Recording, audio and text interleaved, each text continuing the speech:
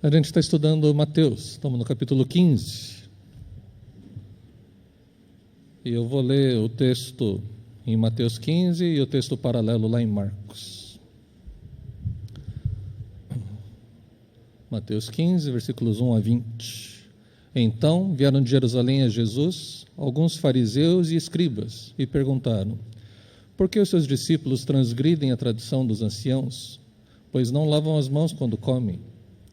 Jesus, porém, lhes respondeu: por que também vocês transgridem o mandamento de Deus por causa da tradição de vocês?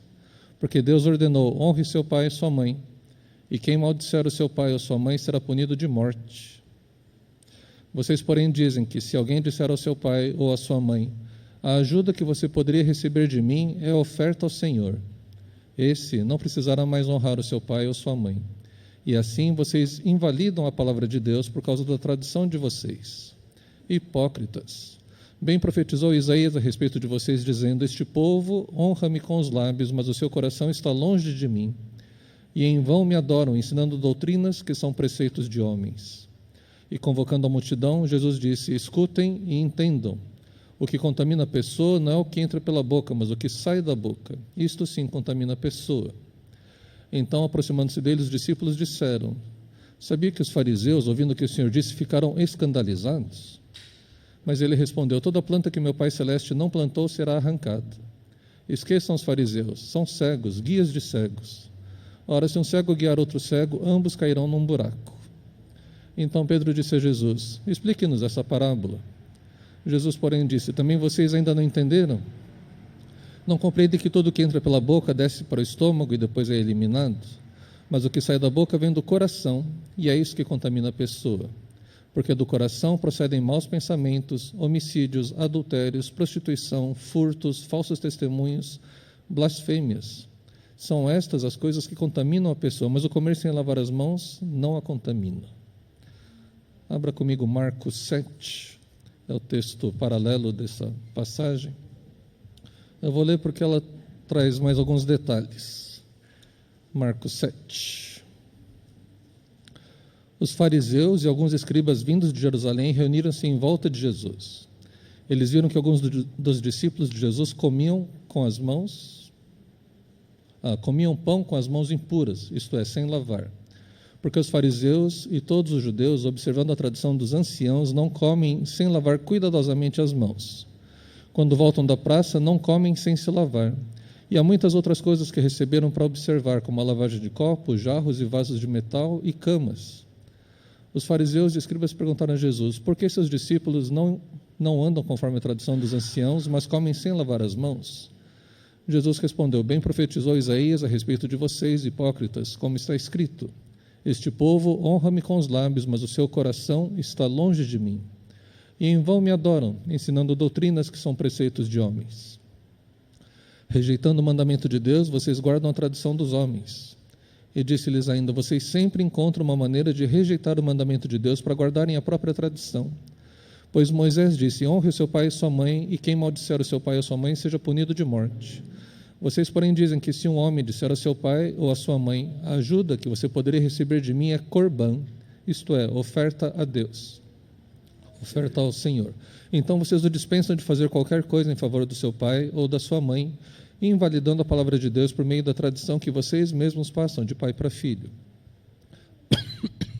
E fazem muitas outras coisas semelhantes. Convocando outra vez a multidão, Jesus disse: escutem todos e entendam. Não existe nada fora da pessoa que, entrando nela, possa contaminá-la, mas o que sai da pessoa é o que a contamina. Se alguém tem ouvidos para ouvir, ouça.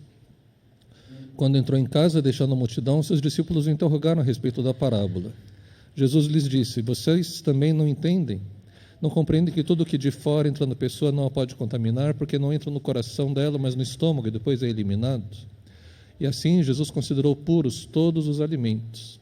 E dizia: o que sai da pessoa, isso é o que a contamina. Porque de dentro do coração das pessoas é que procedem os maus pensamentos, a prostituição, os furtos, os homicídios, os adultérios, a avareza, as maldades, o engano, a imoralidade, a inveja, a blasfêmia, o orgulho, a falta de juízo.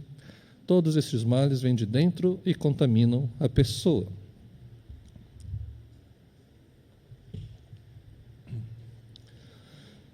O que nos impede de entender o reino de Deus? O que nos impede de nos rendermos de fato a Deus?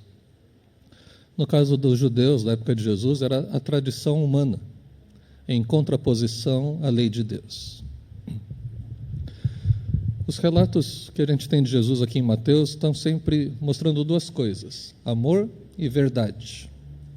O que é mais importante, amor ou verdade? Os dois, né? Jesus mostrava as duas coisas. Porque, às vezes, se a gente não mostra a verdade, às vezes é como se fosse desamor, você não se importar com a pessoa. Ela tem uma ideia errada, ela vive a vida em função dessa ideia errada, e você tem certeza, ela está indo, vai bater a cara na parede, ou vai para o inferno, por causa dessa ideia errada que ela tem. Mas você fala, não, é importante a gente respeitar o que ele pensa. Fala, viu, precisa fazer alguma coisa. Aí você fala, não, se eu falar ela vai ficar brava. Pois é, acontecia isso com os judeus na época de Jesus. Jesus mostrava a verdade, revelava o erro, mas também mostrava compaixão, demonstrava amor. As duas coisas andavam com Jesus. Só que a reação das pessoas era distinta. Algumas pessoas, quando ouviam Jesus, ficavam loucas da vida. Esse é um dos casos que a gente vai ver aqui. O pessoal ficou muito bravo, ficou escandalizado, ficou ofendido. Mas Jesus estava lá para dizer o que é o certo e o que é o errado. Vamos relembrar a última vez que a gente compartilhou aqui 2 semanas atrás. Eu falei sobre a multiplicação dos pães e dos peixes, e aí o pessoal viu aquele sinal e decidiu, esse Jesus vai ser o nosso rei. E Jesus, sabendo que os seus discípulos ainda estavam ali meio contaminados com essa discussão política, né? Jesus manda eles imediatamente pegar o barco e ir lá para o outro lado. Observe que não era simplesmente proclamar Jesus rei, mas era proclamá-lo rei à força, porque Jesus não queria se tornar rei ali. Mas o pessoal falou, não interessa, existe um bem maior, né? É pelo bem da nossa nação, ele tem que aceitar, ele vai ser rei, né? E Jesus, percebendo ali que os discípulos iam cair nessa, ele fala, vai embora, pega o barco e vai para o outro lado. Não, Jesus, vai embora, não quero discutir essas coisas aqui com vocês. Fala, vou encontrar vocês lá em Betsaida. Alta madrugada, Jesus se dirige a eles andando sobre o mar, e quando viram andando sobre o mar, ficaram aterrorizados e disseram, um fantasma, e gritaram de medo. A gente fez aquilo lá, como que é um grito de susto, né? Aí eu mencionei ali, quando ela leva um susto, quem está perto assusta mais ainda, né? Mas aqui não era um grito de susto, era um grito de medo, grito de pânico. E Jesus tem que dizer para eles, coragem, sou eu, não tenham medo. Essa semana a gente teve um curso aqui e relembraram que na Bíblia toda aparece 365 vezes, não tenha medo, não temais, né? E ele falou, como esse ano tem 366, então cada um fala um para o outro, não tenha medo, que é para complementar os 365 que já tem na Bíblia. Fora o dia 29 de fevereiro, para todos os outros dias tem pelo menos uma vez dizendo não tenha medo. Porque a gente se acovarda, a gente olha para as tempestades.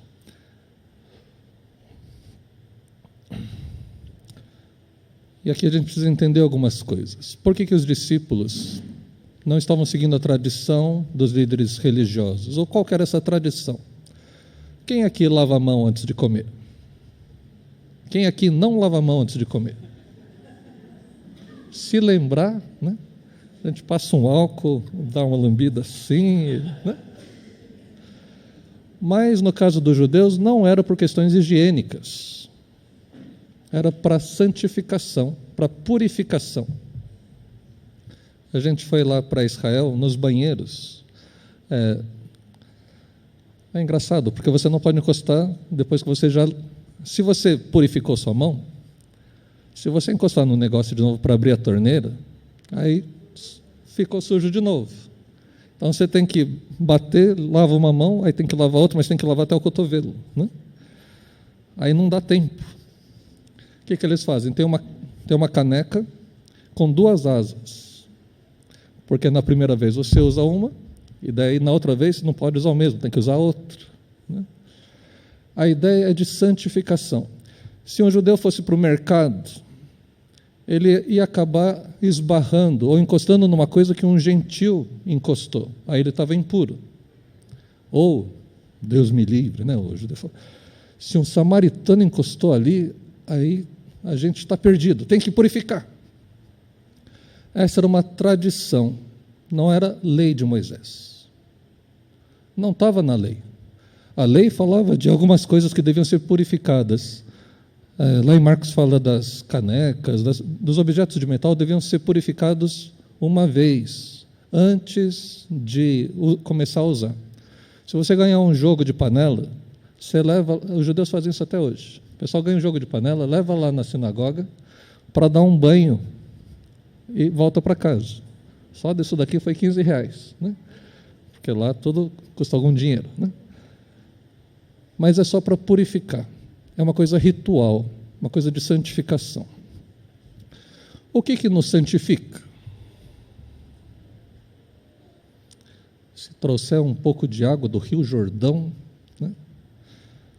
Ou areia do Monte Sinai, né? Tem igreja por aí que fala de tomar banho de sal grosso, né? Isso é coisa de outra religião, você sabe, né? É o pessoal que faz outras coisas, né? Mas estão fazendo em algumas igrejas esses negócios, né? E os judeus se purificavam, se santificavam exteriormente. E aí tem a história, que por que Jesus ficou chateado com eles, ficou bravo com eles? Sabe isso que você chama de tradição, que recebeu dos antepassados? E quando fala de tradição, deixa eu explicar aqui. A tradição deles dizia que a tradição dizia que a tradição veio quando Moisés ensinou os líderes o significado da lei. Então, isso é antigo. Não está escrito na lei, mas foi o Moisés, eles diziam, foi Moisés que ensinou os chefes das tribos e eles é que foram passando para os outros até chegar a nós. Isso depois foi anotado, chama Mishnah, que faz parte do Talmud. O Talmud para os judeus é tão importante, ou mais importante do que a lei, é a interpretação da lei, como você aplica a lei. Aí Jesus vai dizer, tá, você está falando de tradição, mas por causa dessa tradição você está transgredindo o mandamento de Deus. Porque Deus disse, honra teu pai e tua mãe, e quem amaldiçoar seu pai ou sua mãe terá que ser executado. Aqui ele vai citar a lei. Sabe o que Moisés falou? Sabe o que está escrito na lei? Você está falando da interpretação da lei, mas o que a lei diz é que você tem que honrar o seu pai e sua mãe. Eu já contei essa história antes, não tinha INSS. A gente reclama que tem que ter 65 mais 30 de trabalho. Naquele tempo não tinha. O seu INSS, sua aposentadoria vem dos filhos. Os filhos honram seus pais, cuidando deles na velhice. Deve continuar fazendo, mesmo com o INSS, né? Mas eles faziam assim, ó, se alguém disser ao seu pai ou sua mãe, qualquer ajuda que vocês poderiam receber de mim, é uma oferta que eu dediquei a Deus. É Corban, está lá em Marcos. Assim ele não está mais obrigado a honrar seu pai e sua mãe. Assim, por causa da sua tradição, vocês anulam a palavra de Deus. E ele vai dar uma outra razão. Qual que era a segunda razão? Desculpa, as duas estão aqui. Honra teu pai e tua mãe é Moisés, quem amaldiçoar seu pai e sua mãe é um profeta. Um profeta. E ele vai citar de novo Isaías aqui. Este povo me honra com os lábios, mas o seu coração está longe de mim. Em vão me adoram, seus ensinamentos não passam de regras ensinadas por homens. Toda vez que Jesus vai argumentar com as pessoas, ele vai citar a lei e vai citar os profetas. Aí você vai lembrar, mais para frente a gente vai falar do Lázaro. Lázaro era um mendigo e tinha um rico. O Lázaro está lá no sofrimento. E ele fala para Abraão, pai Abraão, manda o Lázaro voltar para avisar meus irmãos, para não virem parar nesse lugar tão ruim. E a resposta do Abraão é, eles têm a lei e os profetas. Se eles não ouvem a lei e os profetas, mesmo que alguém ressuscite dos mortos, isso não vai fazer diferença para eles. Então, toda vez que os fariseus vinham confrontar Jesus, Jesus apresentava a lei e os profetas. Então, eles não têm como argumentar contra. Essa é a autoridade máxima que eles reconhecem. Na Bíblia, a Mensagem, esse trecho é traduzido assim: impostores. A profecia de Isaías a respeito de vocês acertou em cheio. Esse povo faz um grande show dizendo as coisas certas, mas o coração deles não está nem aí para o que dizem. Fazem de conta que me adoram, mas é tudo encenação. Eles me usam apenas como desculpa para ensinar o que se adapta ao seu próprio gosto. Então a gente podia gastar mais tempo aqui falando mal dos outros, falando, tem igreja que fala que a saia, que o cabelo, mas eu queria pensar de um outro jeito. Jesus chamou para junto de si a multidão e disse: ouçam e entendam, o que entra pela boca não torna o homem impuro, mas o que sai de sua boca, isso o torna impuro. Quando Jesus ensina isso, para um judeu que ouve, isso é revolucionário. Porque o judeu aprendeu a vida toda que tem coisas que são puras e tem coisas que são impuras. Então você não pode comer carne de animal que não tenha casco fendido e que rumine. Então você pode comer carne de carneiro, mas de porco não pode. Desliga aquele lá, por favor, que ele vai travar. Dá uma desligada aqui. Eu acho que vai. E a gente vai ver que, embora Jesus tenha ensinado os discípulos, se você lembrar de Pedro, lá em Atos 10, quando Pedro está em cima do telhado, tem uma visão de um lençol cheio de animais impuros descendo, e a voz lá do céu diz assim: mata e come. E Pedro fala: não, eu só como comida kosher, né? Eu só como comida aprovada pela lei judaica. E acontece essa visão 3 vezes. Jesus já tinha ensinado isso, mas Pedro não conseguiu mudar de ideia, porque a cultura estava tão inserida nele que ele não conseguia enxergar que tudo podia ser comido agora. Então os discípulos se aproximaram dele e perguntaram: sabes que os fariseus ficaram ofendidos quando ouviram isso? O que vão pensar de você, Jesus? Para de falar essas coisas, né? Jesus, você está arrumando encrenca, né? O que você está dizendo ofende o pensamento religioso deles, eles vão reagir, vão falar mal de você. Pergunta: devemos ser sempre politicamente corretos? Jesus era politicamente correto? A gente precisa ter sensibilidade, não precisa ficar ofendendo as pessoas torto direito. Mas, como eu falei, você precisa mostrar a verdade. Mostrar a verdade é uma expressão de amor também. Mas entenda que os discípulos tinham a mesma preocupação que você tem normalmente, que eu tenho. O que os outros vão pensar? Será que a gente está ofendendo eles? É melhor não ficar falando essas coisas, Jesus. Jesus fala assim: esquece os fariseus, não adianta, né? É esquisito, né? Lá em Marcos está mais claro esse texto. Deixa os fariseus de lado, eles não entendem mesmo. É um cego guiando outro cego. Então, se não foi meu pai que plantou, ela vai ser arrancada pelas raízes, isso daí não vai durar. Se um cego guia outro cego, os dois vão cair no buraco. Perguntas: quem você tem seguido? Ou quem você tem conduzido e para onde você tem conduzido as pessoas? O pai da Satyemita tem um testemunho assim de 5 linhas no Evangelho de Marcos que a gente fez 20 anos atrás. Eu fui visitá-lo, ele estava de cama, queria que ele escrevesse alguma coisa, ou dissesse alguma coisa para a gente escrever. Ele falou: só tem 3 coisas que você precisa escrever. As 3 coisas mais importantes da vida: para quem você vai trabalhar, com quem você vai casar e quem você vai seguir.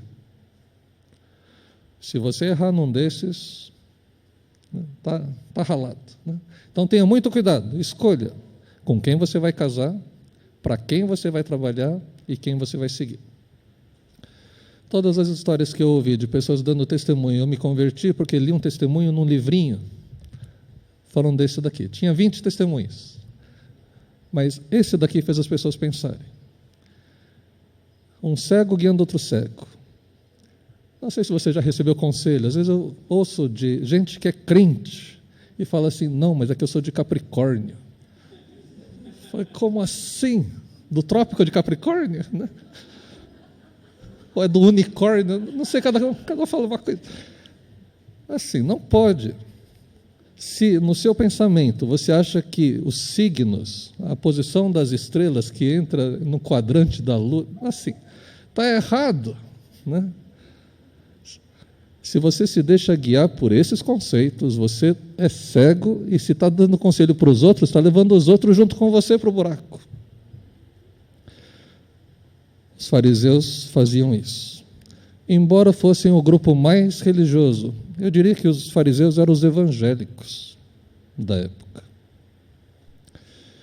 Por isso a gente precisa tomar um cuidado danado, porque isso tem tudo a ver com a gente. E aí Pedro pediu, explica-nos a parábola. E Jesus deve ter balançado a cabeça, mas nem vocês entenderam. Vem cá, senta aqui. Vocês entendem que quando você come uma coisa, isso sai depois de algum jeito? Isso não afeta o coração. Eu falei dessa tia Emita, né? Uma vez ela trouxe um boneco de ventríloco e falando assim, cantando aquela música, o sabão lava o meu rostinho, lava o meu pezinho, lava as minhas mãos. Jesus, limpinho, eu quero lavar meu coração. Ela perguntou assim, como é que a gente lava o nosso coração? Comendo sabonete? Né? O boneco falou, né? Falou, se comer sabonete não vai lavar o coração, não. Vai lavar o estômago, mas o coração não é afetado. Você entende que a santidade, aquilo que é importante, tem a ver com o coração, não é a parte exterior. O tempo todo, Jesus estava tentando trazer isso ao entendimento das pessoas, elas não entendiam. A preocupação delas era ritual. Eu já contei isso uma vez também. Eu conheci, não sei se são meus amigos, assim, mas tenho conhecidos que são luteranos. Estava pensando em trabalhar junto com eles. Eles têm uma igreja lá perto da ISP, ia colocar ele em contato com outra igreja nossa. Mas eu quis perguntar algumas coisas. Como você considera alguém cristão? Se a pessoa for batizada, ela já é cristã? Ele falou, já é cristão. Falou, mas e se o cara, não sei, não vive uma vida cristã? Mas se ele foi batizado, ele é cristão. Falei, mas se o cara foi batizado quando criança e nem queria ser batizado, falei, se batizou é cristão. Falei, aí não vai dar para a gente trabalhar junto. A gente vai ter algum tipo de conflito mais para frente. Você entende que não é o rito, não é o fato de jogar água na cabeça ou mergulhar inteiro que torna a pessoa santa. Nenhum batismo salva. O que salva a gente? Os que creem, fé na graça de Jesus. Não é por obras. Ele falou que sai do coração é que torna o homem impuro. Do coração saem os maus pensamentos, os homicídios, os adultérios, as imoralidades sexuais. Tudo começa no coração. Aí você vai lembrar do que Jesus falou lá atrás. Sabe, adultério não é só quando você deita com a pessoa. Adultério é o fato de você ter desejado.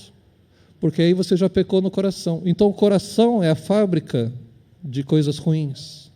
Como que você santifica isso? Como você purifica isso? Não é com coisas exteriores.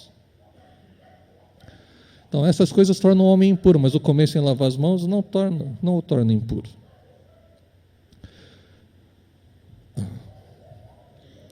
Voltando ao versículo 3, respondeu Jesus, por que vocês transgridem o mandamento de Deus por causa da tradição de vocês? Aí eu fiquei pensando, a gente não vive essa realidade de tradição, mas talvez você transgrida o mandamento de Deus por causa da sua família. Eu não vou para a igreja porque tem que fazer almoço para a família. Falou, mas tem mandamento de ir para a igreja? Tem um negócio que fala assim, que a gente não deve deixar de nos congregar. Quando você deixa de ficar congregando com a pessoa, fala, não, mas eu vou, mês sim, mês não, eu vou uma vez. Né? Falou, assim, você não está entendendo, você precisa estar mais junto. Quando você abre mão daquilo que Deus planejou para você, por causa da sua família, por causa da cultura que eu digo assim, todo mundo faz isso, né? Ou por causa da turma, domingo de manhã é o dia que o pessoal joga Yakyu, né? joga beisebol. Domingo de manhã, quando o pessoal joga tênis, tinha gente que assistia a Fórmula 1. É que eu tenho que assistir Fórmula 1 domingo de manhã. Não sei, tem alguma coisa que impede você. Isso daí é mais importante do que Deus para você. Por que vocês transgridem o mandamento de Deus por causa da sua imagem diante das outras pessoas? O que vão pensar de mim se eu falar que eu sou contra determinadas coisas? O que eu vou falar de mim se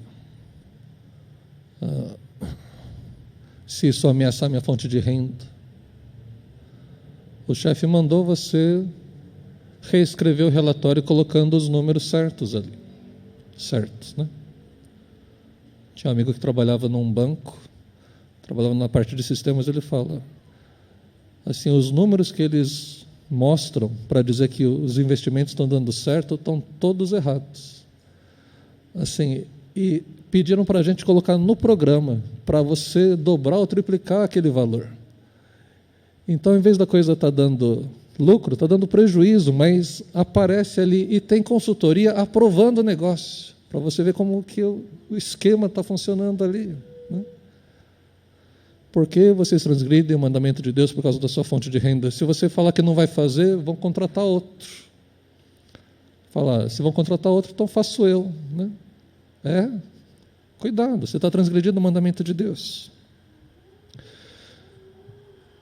Porque vocês transgridem o mandamento de Deus por causa da sua comodidade. Eu não quero me expor, eu não quero começar um grupo de... A gente teve mesa redonda para falar sobre Jesus para as outras pessoas, eu não quero começar um grupo de oração, eu não quero... Por quê? Porque é mais cômodo. O melhor jeito de você não errar nunca é não fazer nada, né? Tem gente que às vezes fica criticando porque fulano errou. Eu falei, ele errou porque ele tentou, né? E aí ele corrigiu, agora ele está tentando de novo. Por que fica criticando ele? Que bom que ele está tentando. E você tentou alguma coisa? Né? Por que vocês transgridem o mandamento de Deus por causa da conformidade, do bem-estar, do conforto de vocês? O que te faz transgredir a lei de Deus? Acho que eu mudei a coisa aqui. Esqueci de mudar um negócio aqui. O que te faz transgredir a lei de Deus? É um pedaço do outro slide. É você mesmo? Quer proteger você mesmo? Ou você diz que as circunstâncias me fizeram transgredir a lei de Deus? O rei aqui você desconsidera, tá? Eu queria terminar com essa frase de Jesus: coragem, sou eu, não tenho medo. A vida cristã, a vida de alguém que conhece a Deus, é uma vida transformada, é uma vida ética, é uma vida que às vezes paga o preço por ser ético. O que te faz transgredir a lei de Deus? O medo do futuro, eu não sei. Eu vou namorar com esse fulano, ele não é crente, ele usa um pouco de droga, mas assim, ele vai parar um dia. Viu? Para com isso, né? Confia que Deus tem o melhor para você.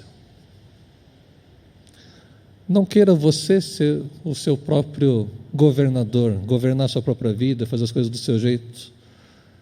Aí tem gente que vai dizer, eu confiei em Deus e não deu certo. Como que você sabe que não deu certo? Você não está enxergando o cenário todo, você vê perto de você, você não tem nem a linha do tempo completo. Deus te ama muito, e Ele quer o melhor para a sua vida. Não queira você ficar controlando a sua vida e com isso transgredir a lei de Deus, se afastar de Deus. O que Deus está falando com você? O que você tem que fazer ou deixar de fazer por causa disso que você ouviu? Senhor é um Deus sempre bom, que mostra a verdade e mostra também compaixão. Pedimos, Deus, a Tua compaixão sobre as nossas vidas, mas ao mesmo tempo pedimos que o Senhor mostre também aquilo que está errado no nosso pensamento, nas nossas atitudes. das nossas decisões.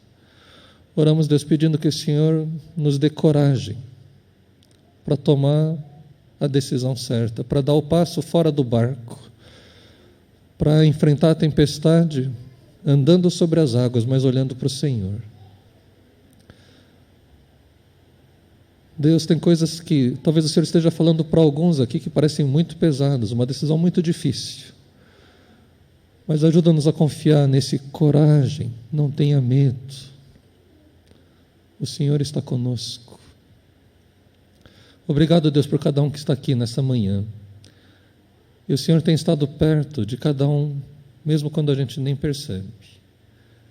Oramos, Deus, por teu consolo para aqueles que estão enlutados ou passando por períodos de perda, se recuperando das perdas. Oramos também, Deus, por teu cuidado, pela tua graça, para aqueles que ainda não tomaram uma decisão de se entregar a ti. Oramos, Deus, pedindo que o teu Espírito possa inspirar, possa encorajar a tomar essa decisão de dar um passo em direção ao Senhor. Ajuda-nos, Deus, a andarmos no caminho estreito, andarmos pela porta estreita, para que a gente não fique perdido no final das contas. Traz a tua transformação nas nossas vidas. Oramos também, Deus, por nós que somos cristãos, nos consideramos bons crentes, assim como os fariseus se consideravam também. Oramos, Deus, para que o Senhor nos quebrante continuamente, faça a nossa mente ser renovada pela tua palavra. Dá-nos fome e sede, que a tua palavra possa falar conosco, Senhor. Abençoa cada um aqui, em nome de Jesus. Amém.